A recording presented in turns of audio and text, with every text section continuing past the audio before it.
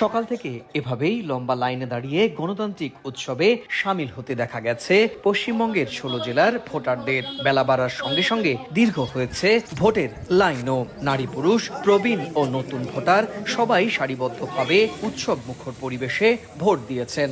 Vote দেন শুভেন্দু অধিকারী, সুকান্ত মজুমদার সহ অনেক BJP নেতা ও হেভিওয়েট প্রার্থী। কংগ্রেস প্রার্থী মৌসুম বেনজির নূর, তৃণমূল নেতা গৌতম দেবও ভোট দিয়েছেন নিজেদের ভোট কেন্দ্রে। গেলাম, ভোট দিলাম।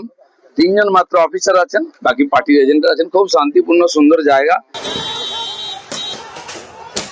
২৪০৭ কোম্পানি কেন্দ্রীয় বাহিনী মোতায়েন করা হলেও একেবারে সহিংসতাহীন নির্বাচন করতে পারেনি নির্বাচন কমিশন। ভোটের দিন দুপুরে মুর্শিদাবাদের নওদায় প্রথম ভোট সহিংসতার দৃশ্য দেখা যায়। ভোট কেন্দ্র থেকে ভোট দিয়ে ফেরার পথে আমজনতা উন্নয়ন পার্টির প্রধান হুমায়ুন কবিরের গাড়ি বহরে চড়াও হয় একদল দুষ্কৃতকারী।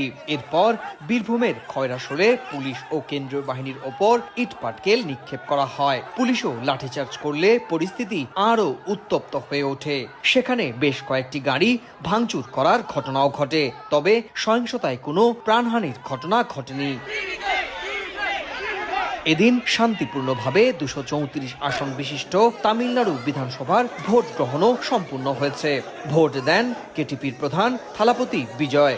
ভোট দিয়েছেন দক্ষিণী সুপারস্টার রজনীকান্ত। আগামী ৪ মে এই দুই রাজ্য ছাড়াও আসাম, কেরালা ও পুদুচেরিতে হওয়া বিধানসভা নির্বাচনের ফল একসঙ্গে প্রকাশ করা হবে। সুব্রত আচার্য, সময় সংবাদ, ভারত।